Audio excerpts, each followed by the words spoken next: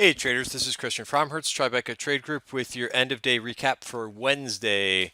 So another day where the indices barely budged, barely moved today. S&P finished up 10 basis points. This is getting comical at this point. But while it's a very boring market, especially for the major indices, there's definitely other things going on right now. So you kind of hear this kind of going back and forth between, hey, these indices aren't really moving. There's nothing really has changed. They're still in an uptrend. So while yes, the overall indices are boring, they're still in an uptrend, and they're still all the support levels are basically holding. So again, it's boring to watch these major indices. But they're still in an uptrend, and there's other interesting moves that are going on. And I'm going to talk about a little bit about what we did in the trading room today, some strategy going forward, and to try to tackle this market going forward. But I want to run through the major indices first. So again, I start with the S&P every day, which is the most boring one. Did I say boring enough yet? NASDAQ is the one that's been outperforming a little bit. So every day when I look at my index watch list, Qs seem to have a little bit of momentum. They seem to be just grinding upwards. Nothing wrong with that. It's a slow move, but the Qs finished up about 17 basis points. They were up at one point about a whole whopping 0.25%. And small caps are continue to be the trouble area, or the area that I think you must watch. I'll look at IWM, or you can look at small cap futures, basically about the same. We started the day in IWM down about 30, 40 basis points. We went down as much as about 70, 75 basis points, maybe a little bit more than that today. If you go to the hourly chart, this is where it gets interesting here. So there's definitely been some weakness. On Monday, we held value. Tuesday, we fell into the value area. And basically how it works for the value areas is depending it doesn't matter if you're on the 1 hour, the 5 minute, or the daily chart. Once you're firmly into the value area, there's an 80% chance that you go all the way through it. So we certainly saw that once we broke into value on Tuesday. We consolidated around a little bit, but we basically went all the way to the end of the value area, found some support right at 133.82, and came back at the end of the day, which is a good sign. We'll see if that sheds some light on what we're going to get for tomorrow. We didn't really do much other than kind of, a little bit of a hammer bar. So we'll see if this turns around for tomorrow. Tomorrow's Thursday already. So that's the major indices. Where it really got interesting this morning is the single names. So single names are really where you want to be right now, and there's plenty of opportunities to day trade. So what we do in the beginning of the day in our pre-market session at Tribeca Trade Group is take a look at some levels where we're interested in things. So I do this for the major indices, but the FANG stocks, it is what it is. They've been the most interesting names the last couple days, and for example, Facebook really hasn't been a name that I've traded. I'd say the last week, I've kind of just been watching it shop around, and I said yesterday when I shot this video, and I said this morning in the room. I said, Facebook, I'm really not that interested in unless it gets to above 133.14. That's a couple different areas in Facebook where I said I would get interested in, because basically how this works is sorry, my phone is just going off. But basically after earnings, sometimes you get a lot of chop for sometimes 2 or 3 days. Sometimes it's a week. But you want to watch levels where you would become interested in the stock again. So 133.14 was a level that was both on the 5-minute bar and was both on the 1 hour.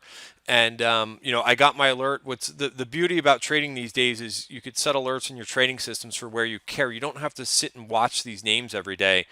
Program these alerts into your system, and then once they go off, then that's then you can wake up and pay attention to those names. So we got that alert in Facebook this morning. Then we also saw just crazy repeat call activity in Facebook today. That was the name that the aggressive call buyers went after today, and all different types of strikes and maturities. We saw September, March, September again, March again.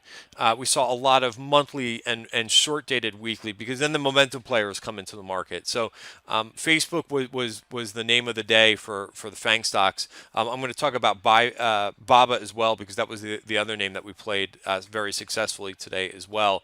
But other than that, Netflix still looks interesting. Netflix was up about 0.5%. That's another name that we've been talking about just about every day because call buyers just keep coming into this name, aggressively. It was about almost a week ago now where we saw a huge January call buyer in Netflix, but it seems to be repetitive in terms of not even going after the same maturity and strike, but different places. So it could be different buyers coming into Netflix. So a really nice play. Google also continuing. I'm still long Google call spread. So I'm actually, for the first time, I'm long a lot of these names. Usually I look for other areas in the market to be long, but I'm still long. Google actually finished close to flat on the day, but I'm looking for a play all the way to the top of value. And I do have call spreads on now to try to effectively trade that. Amazon was also not bad today, up almost 1% today. I put on a trade yesterday where I sold put spreads, so a bull put spread, and that trade's working out beautifully. Already could have taken some of that trade off today if I wanted to, but working out really nicely today. And then there's Apple. Apple was kind of dormant for about half the day and then kind of picked up, but some more continuation. So, what we'll be doing tomorrow in the trading room is just watching for levels where we care.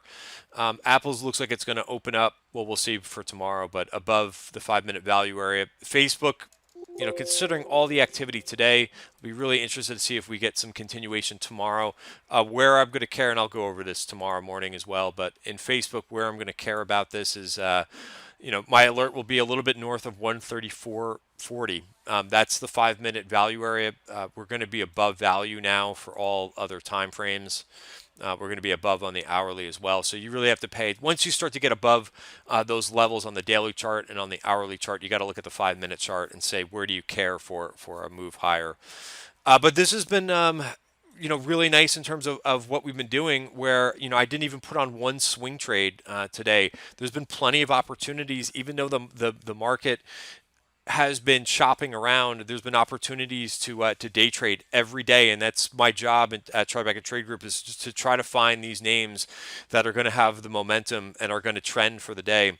So what we found pre-market session, and one of the subscribers, Scott, said today, "Hey, take a look at the BABA chart today," and we looked at this pre-market.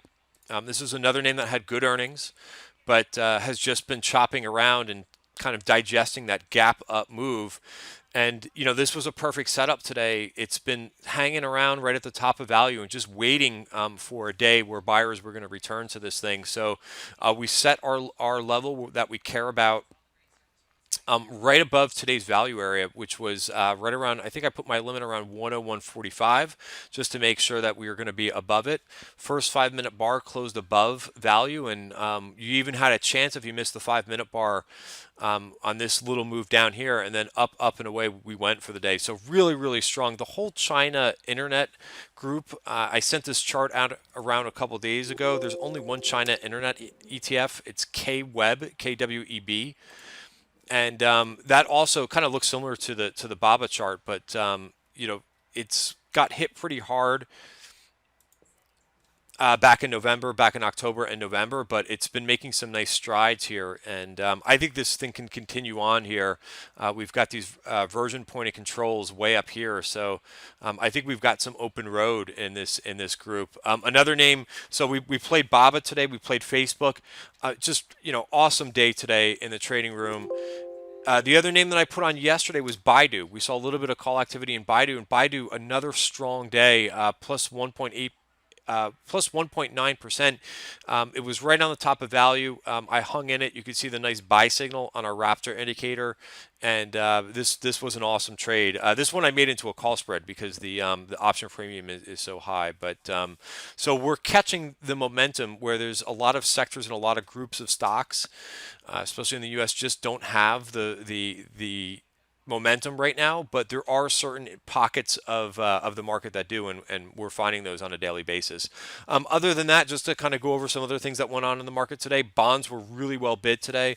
TLT finished up almost 1.4% on the highs of the day. So it seems like gold and bonds are kind of going back and forth with which one is going to outperform from one day to another. That's been the trend the last, I'd say, week and a half. We continue to see buyers in the gold space. I mentioned pre-market that GLD has been showing some inflows. There's another $330 million inflows went into the GLD ETF for the week. It's about 700 million. But we're also seeing the same thing in the option space. We're seeing both a little bit of buyers, a little bit of aggressive buying going on in GLD, and also in GDX and GDXJ. We're also seeing, we also saw a nice buyer of IAG. That's the top weight in the junior miners ETF. So I really like when we see buyers show up both in the ETFs and in some of the biggest weights of those particular ETFs. So IAG, where is it?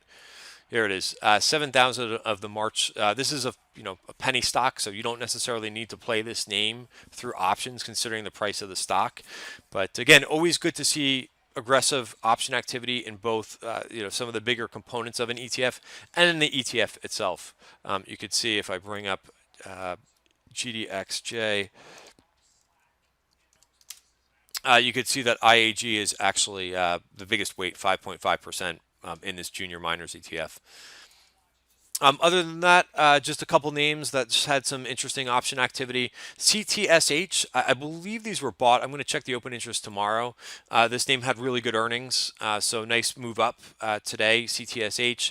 And there was 24,000 contracts of the April 55s. There's already big open interest on this trade, so I'm going to check to see if they've added to that.